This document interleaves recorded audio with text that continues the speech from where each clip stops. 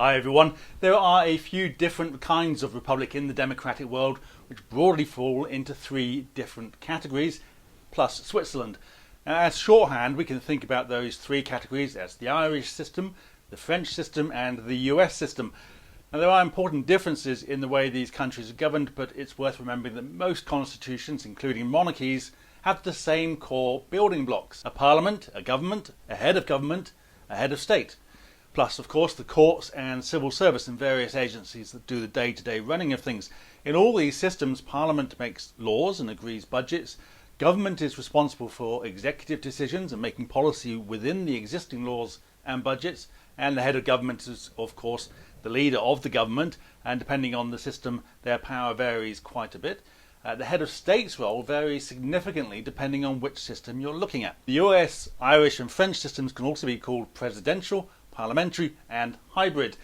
The US system completely separates the parliament and government by electing them independently of each other. This makes their parliament or Congress a lot more powerful in the face of government than in the UK, because the political survival of members of Congress is not tied directly to that of the government. And of course, members of government do not sit in the House or the Senate. And lastly, the powers are more clearly separated in the Constitution. The President of the US can ask Congress to do something. He can't instruct them to do anything. In Ireland, the system is very similar to our own, with a Prime Minister drawn from the lower house of Parliament, a separate upper house, and a non-partisan constitutional head of state with limited power.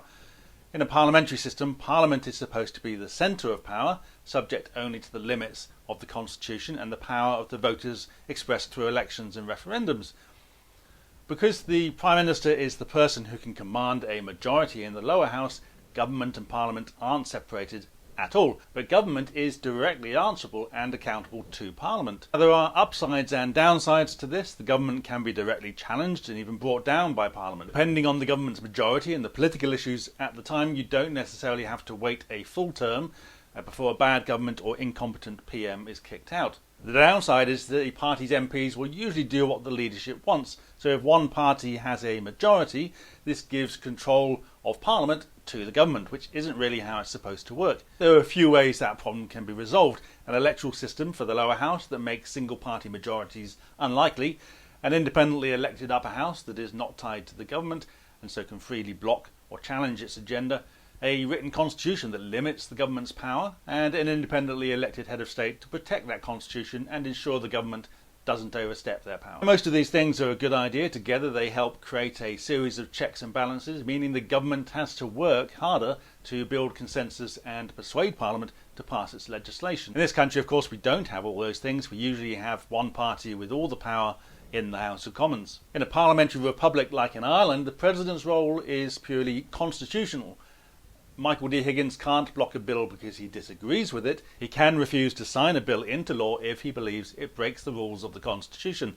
In that case, Parliament can either drop the bill, amend it to fix the problem, or have the matter determined by a constitutional court if they disagree with the President's judgment.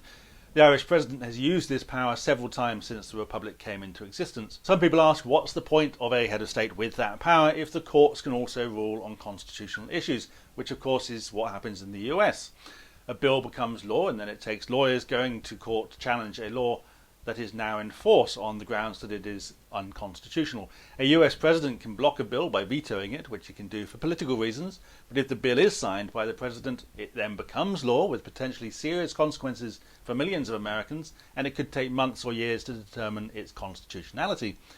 Now, of course, it's not impossible for an Irish president to sign a law that it is later deemed unconstitutional by the courts, but this parliamentary system provides checks and balances and a defence of the Constitution at the time power is being exercised by government and Parliament. The constitutional head of state in a parliamentary democracy is required to be non-partisan, which they can do very well, even if they've had a career in politics or made their political views known. Impartiality is not achieved by secrecy about a person's opinions, but by knowing their views and being able to judge if they are being unduly influenced by personal political beliefs. The Irish system is similar to those in lots of democracies, including Germany, Italy and Greece. In all three, the presidents are chosen not by the public but by elected representatives, and in all three, the president has played another important role, that of arbiter and facilitator in the event of political crises or stalemate. Greece and Italy have faced considerable political and economic turmoil in the last decade, which often led to uncertainty about who could form a stable government that could command a majority in parliament. In both countries, the presidents played a role in bringing parties together and appointing prime ministers. In Germany, the president, Frank-Walter Steinmeier, played a similar role in bringing the two largest parties together for a third grand coalition after the 2017 election. In a system where governments rely on parliamentary majorities and where majorities need to be assembled through coalitions, this can be an important role. It's also a role played in recent years by the kings of Belgium and Spain, but the problem there is that they aren't accountable for their decisions or their performance.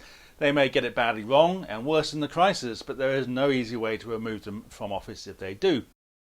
The hybrid or French model is similar to the parliamentary systems of Ireland or Germany, except that the president has significant executive authority. In France, they have a president and a prime minister, both of whom have political power. Now, it is usually the president that holds the most power. The president appoints the PM, but his options are limited by the need for support from Parliament for that appointment. The Parliament and President are elected separately, so a President may need to appoint a PM from a different party to his own. That can make the Prime Minister more powerful in terms of domestic legislation. It's a curious system, in my view, born out of the tumultuous post-war years, and it's not one I'd recommend. So most democratic republics fall within these three categories of a presidential or US-style system, a parliamentary system like in Ireland, or a hybrid system like in France. There are of course lots of variations within these systems, and then there's Switzerland, which has no individual serving as head of state. The Federal Council, the Swiss government, acts collectively as the head of state, with the role of president of the Swiss Confederation rotating among council members each year. And the president is not the head of state and has no additional powers beyond those of a council member. Here in the UK, our system is of course closest to the parliamentary republic model of Ireland. It makes sense when becoming a republic for the UK to move to that model. It's not far from where we are and would represent a natural evolution rather than a complete overhaul of the constitution. We keep the office of Prime Minister and maintain two houses of Parliament, replacing the Lords with an elected chamber, and we replace the monarchy, whose powers are only exercised on the say-so of the PM, with an independent, non-partisan, elected president who can play an important constitutional role while also representing the nation at home and abroad. Truly representing the nation, because she will be one of us, elected by us to serve and represent us, the people of this nation of nations. Bye for now. We need your support so we can keep making more videos and so we can do more campaigning. Visit republic.org.uk where you can find links to all our social media and where you can donate or become a Republic member. And click these videos to find out more about the monarchy and the democratic alternative.